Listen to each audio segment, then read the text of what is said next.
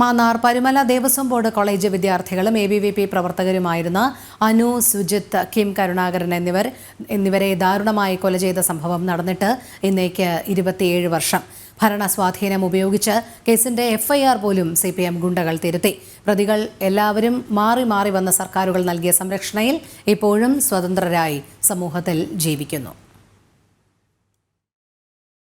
തങ്ങളുടേതല്ലാത്തതും തങ്ങളെ എതിർക്കുന്നതുമായ ഒന്നും ഇവിടെ വേണ്ടെന്ന ഇടതുപക്ഷ ക്രൂരതയ്ക്കിരയായ 3 പേരാണ് അനു, സുജിത്ത്, കിം കരുണാകരൻ. നീതിദേവത പോലും നിസ്സഹായായി പോയ അരുംകൊല നടന്നിട്ട് ഇന്ന് 28 വർഷം. പരുമല കോളേജിൽ SFIയുടെ അപ്രമാദിത്വം ചോദ്യം ചെയ്ത് ABVP വളർന്നതായിരുന്നു കൊലപാതകത്തിനു കാരണം.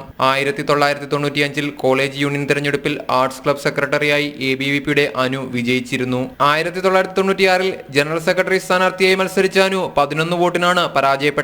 ഇതാണ് സംഘർഷത്തിലേക്ക് വഴി തുറന്നത്. 1996 സെപ്റ്റംബർ 17 കോളേജിന് പുറത്തുനിന്നും സംഘടിച്ചെത്തിയ ഒരു സംഘം CPM DYFI പ്രവർത്തകരുടെ ആക്രമണത്തിൽ നിന്നും രക്ഷപ്പെടാൻ ഓടിയ വിദ്യാർത്ഥികളെ കൊലയാളി സംഘം പിന്തുടർന്നെത്തി ആക്രമിച്ചു.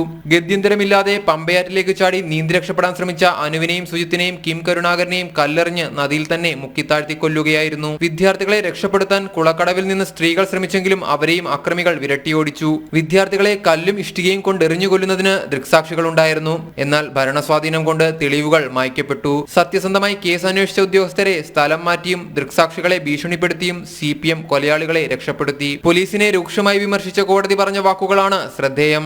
മാതാപിതാക്കളുടെ ദുഃഖത്തിൽ പങ്കുചേരാനല്ലാതെ മറ്റു മാർഗങ്ങളില്ല എന്ന്. നിയമങ്ങളെ നോക്കുകുത്തിയാക്കി എല്ലാ തെളിവും നശിപ്പിച്ച് മാർക്സിസ്റ്റ് ഭരണവും പോലീസും കൊല നടത്തിയവർക്ക് വേണ്ടി നിലകൊണ്ടപ്പോൾ കോടതിക്ക് പോലും നിസ്സഹായതയോടെ നോക്കി നിൽക്കാനേ കഴിഞ്ഞുള്ളൂ.